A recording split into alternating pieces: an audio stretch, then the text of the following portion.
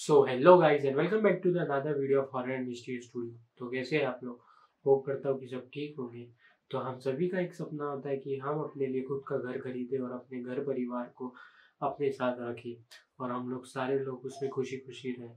क्या आपको पता है कि कुछ भूतों का भी सेम सपना होता है? कुछ ऐसी एंटिटीज होती है जो कि अपने परिवार को साथ में लेके रखना चाहती है, मरने के बाद भी अपने परिवार को साथ में रखती है। तो आज की जो हमारी स्टोरी है ये कुछ इस तरीके की है। तो वीडियो स्टार्ट करने से पहले मैं आप सभी को बता दूं कि मैं अपने चैनल पे हॉरर एंड मिस्टीरियस वीडियोस को पोस्ट करता हूँ। अगर आपके पास भी कोई ऐसा इंसिडेंट है या फिर आपके फ्रेंड्स या फैमिली के साथ में कोई ऐसा इंसिडेंट हुआ है तो आप मुझे मेरे इंस्टाग्राम या फिर मेल हैंडल पे भेज सकते हैं। डिस्क्रिप्शन में आपको उसकी लिंक मिल जाएगी।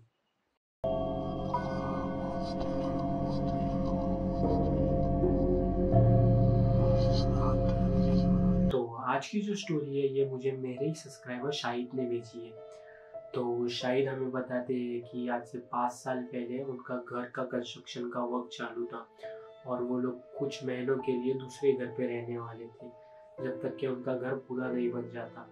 तो वो लोग किराए का घर देखते हैं और उस घर में रहने के लिए जाते हैं। शाहिद बताते हैं कि जब उनके फादर और वो उस घर को देखने के लिए गए थे तो उस घर में से इतनी ज़्यादा अच्छी सुगंध आ रही थी कि वो लोग उस घर को मना ही नहीं कर पाए। उन्होंने घर देखा और उन्होंने घर को तुरंत फाइनल कर लिया और 2 दिन के अंदर ही अंदर वो लोग उस घर पे शिफ्ट भी हो गए। तो शाहिद बताते हैं कि उनकी जो फैमिली है वो 5 लोगों की है। शाहिद के मॉम डैड, उनकी छोटी बहन और एक उनका सबसे छोटा भाई। तो शाहिद और उसके मॉम डैड और उनकी पूरी फैमिली उस घर पे शिफ्ट होती है। वो घर पे उन्हें बहुत ज़्यादा अच्छी वाइब्स आती है और उस घर में जो सुगंध आती थी वो बहुत ही ज़्यादा अच्छी थी। इन्हें पता नहीं था कि ये सुगंध कहाँ से आती है, बस उन्हें वो सुगंध कंटिन्यू आती रहती थी। ऐसा लगता था कि घर पे किसी ने रूम फ्रेशनर मारा हुआ है और 24/7 घर पे कोई रूम फ्रेशनर मारता है। तो ऐसे ही दिन जाते हैं। तो एक दिन शाहिद का भाई बहुत छोटा होता है, वो लगभग 3 से 4 साल का होता है। वो अपने हॉल में बैठ के खेल रहा होता है और वो खेलते खेलते किसी से बात कर रहा होता है। वो किसी से बात कर रहा होता है कि मुझे बॉल दे दो, मेरे तरफ बॉल फेंको, वो ऐसी बात करता है। तो शाहिद की मॉम ये चीज़ें सुनती है पर उन्हें लगता है कि ये तो बच्चा है, अभी तो बच्चे इमेजिनरी अपने कोई फ्रेंड्स बना लेते हैं या फिर खुद से बात करते हैं। तो शाहिद की मॉम उतना ध्यान नहीं देती है। तो ऐसे ही अब रोज़ ये होता है कि शाहिद का जो सबसे छोटा भाई है वो बोलता है कि मुझे अपने फ्रेंड के साथ खेलना है, वो मुझे बुला रहा है, मुझे अपने फ्रेंड के साथ खेलना है, वो मुझे बुला रहा है। और वो जब भी सो रहा होता है वो उठता है और वो बोलता है कि मुझे हॉल में जाना है, मेरा फ्रेंड मुझे आवाज़ दे रहा है, वो उस डोर पे खड़ा हुआ है, वो डोर से मुझे बुला रहा है और मुझे उसके साथ खेलने के लिए जाना है। तो वो ऐसे ही तो अब शाहिद के मॉम डैड भी उतना ध्यान नहीं देते, उन्हें लगता है कि बच्चा है, बच्चे तो ऐसी बातें करते ही है। तो वो लोग इतना कुछ उस पर ध्यान नहीं देते। पर ऐसा ही चलते रहता है। वो अपने दोस्तों से बात करता है कि तुम क्या करते हो, तुम कहाँ पे पढ़ते हो और तुम स्कूल जाते हो या नहीं, आज हम लोग कौन सा गेम खेलेंगे। वो अकेले में किसी से बात करता है और अब धीरे धीरे ये चीज़ें इतनी बढ़ती है कि शाहिद का फ्रेंड अपने मॉम डैड को हमेशा बोलता है कि उसे भी थोड़ा खाना खिला दो, उसे भी बुला लो, मैं आज उसके साथ सो जाऊँगी। तो ये चीज़ें बढ़ते-बढ़ते शाहिद के मॉम-डैड अब थोड़ा-सा घबराना चालू हो जाते हैं। उन्हें लगता है कि घर पे क्या चालू है।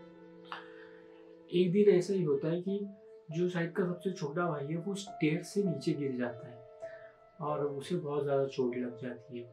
तो घर वाले अब पूछते हैं कि बेटा आप नीचे कैसे गिर गए? तो वो उनसे कहता है कि मुझे उसने नीचे गिराया है। वो मुझसे कह रहा था कि उसके पापा बहुत ज़्यादा गुस्सा है, वो चाहते हैं कि हम लोग घर छोड़ के चले जाएँ और मैंने उसे कहा कि ये मेरे पापा का घर है, हम लोग ये घर छोड़ के नहीं जाएँगे, तो उसने मुझे स्टेयर से धक्का दे दिया और मैं नीचे गिरी है।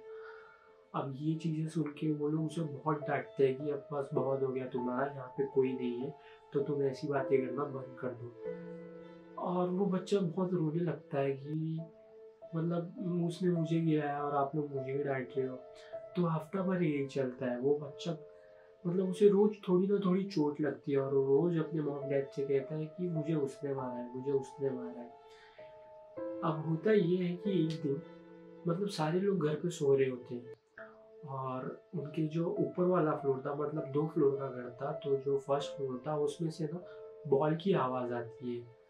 अब शाहिद के मॉम-डैड उठते हैं, वो लोग देखते हैं कि बॉल की आवाज़ कैसे आ रही है। तो उसके मॉम-डैड को लगता है कि शाहिद और उसका छोटा भाई शायद कुछ खेल रहे होंगे, छोटा भाई उड़ गया होगा तो शायद उसे खिला रहा होगा। तो लोग शाहिद के रूम में जाके चेक करते हैं, तो शाहिद भी अपने बेड पे सोया हुआ होता है।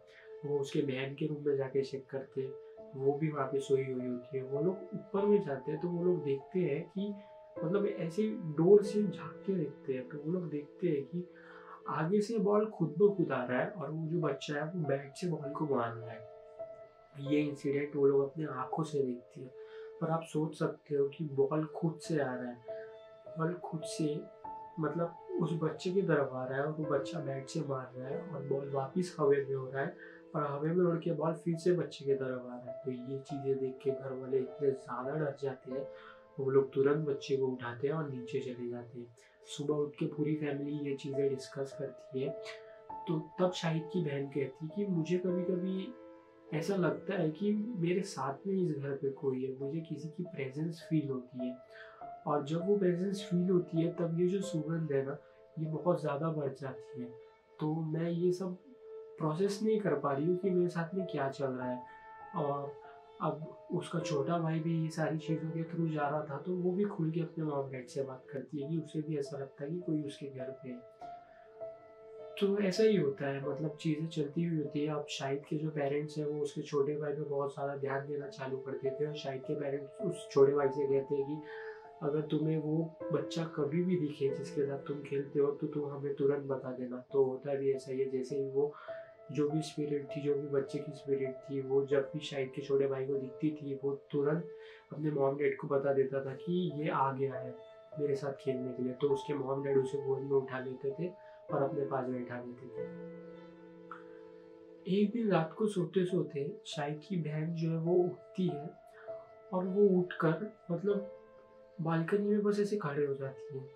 शाहिद के पापा उस दिन टॉयलेट करने के लिए उठते हैं और उनका ध्यान जाता है कि बालकनी में ऐसे खड़ी है और किसी से बात कर रही है। तो वो देखते हैं कि वो डायरेक्ट उसके पास नहीं जाते, वो दूर से देखते हैं कि ये क्या बात कर रही है और किससे बात कर रही है।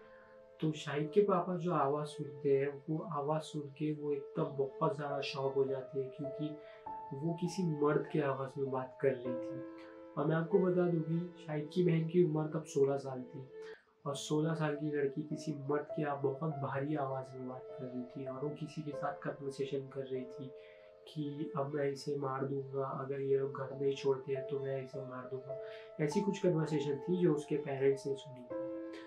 तो सुबह उठ के वो लोग अपनी बेटी से कन्फेस कराते कि रात को तुम क्या कर रही थी, और उसे ये चीज़ें कुछ भी याद नहीं होती। वो बस कहती कि मैं सोई हुई थी और उसे वो कुछ भी याद नहीं था।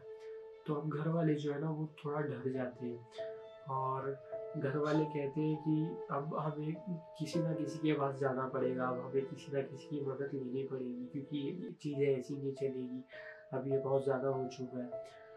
तो वो लोग एक मौलाना के पास जाते हैं, मतलब एक दरगाह में जाते हैं, वो मौलाना के पास जाते हैं।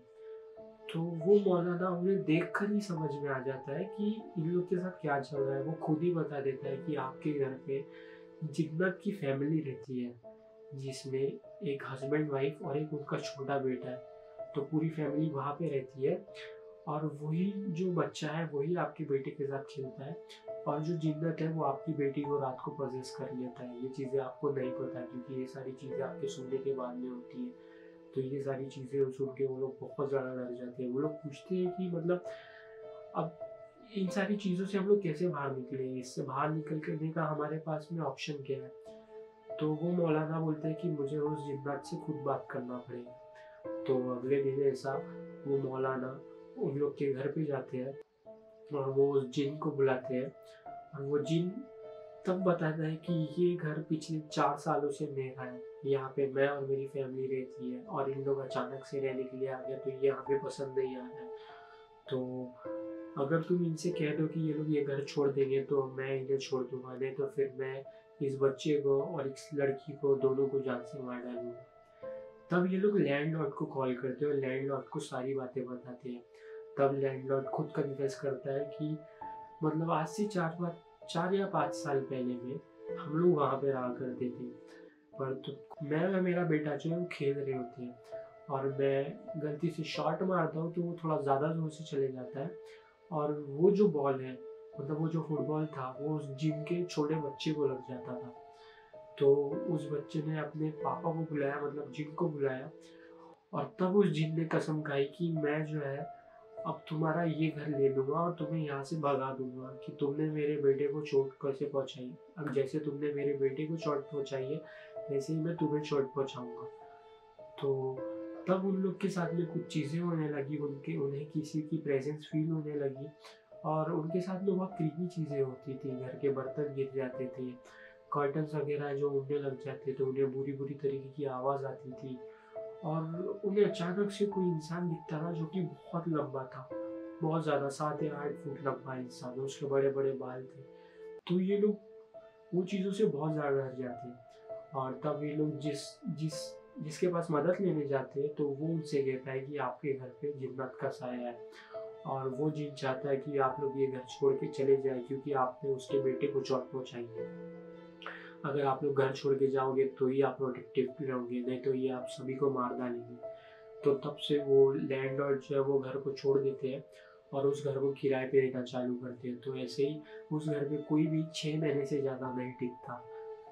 तो तब ये जो शाहिद की फैमिली है, ये भी वो घर को छोड़ देती है और वो लोग घर छोड़ के कहीं और शिफ्ट हो जाती है। और शाहिद का ऐसा बताना है कि अभी भी उस घर पे कोई नहीं रहता है, तो वो घर अभी भी शायद उस जिन और उसकी फैमिली का ही है, वो लोग ही वहाँ पे रहते हैं। और अभी लोगों को भी पता चल गया है, तो लोग भी अब वो घर लेने से कतराते हैं, उस घर में कोई भी रहने के लिए नहीं जाता। अब इनका खुद का मकान बन चुका है और ये लोग अपने घर पे हैप्पीली रहते हैं। पर ये जो इनके साथ इंसिडेंट हुआ था, ये इंसिडेंट ये लोग कभी नहीं भूल पाएंगे, क्योंकि ये सारी चीज़ें इन्होंने अपनी आँखों से देखी है। शाहिद की बहन ने, शाहिद के भाई ने, शाहिद के पेरेंट्स ने, सारे लोगों ने ये चीज़ों को फील किया हुआ है। तो बस यही थी आज की स्टोरी। तो आपको क्या लगता है कि सच में जिन होते हैं और सच में जिन की फैमिलीज होती है, और क्या सच में जिन इन सारी चीज़ों को कब्जा कर सकते हैं? तो आप मुझे कमेंट में बता सकते हैं, या फिर आपके साथ भी कोई ऐसा इंसिडेंट हुआ है जो कोई जिन वगैरह से रिलेटेड है, या फिर आपको इन सारी चीज़ों के बारे में थोड़ा बहुत भी नॉलेज है, तो आप मुझे मेरे साथ मेरे कमेंट में शेयर कर सकते हैं। अगर स्टोरी पसंद आई होगी तो इसे लाइक कर देना, और इसी तरीके की हॉरर एंड इंटरेस्टिंग वीडियोस के लिए आप लोग मेरे चैनल को सब्सक्राइब कर सकते हैं। तो मिलते हैं अगली वीडियो में, तब तक के लिए गुड बाय, थैंक यू।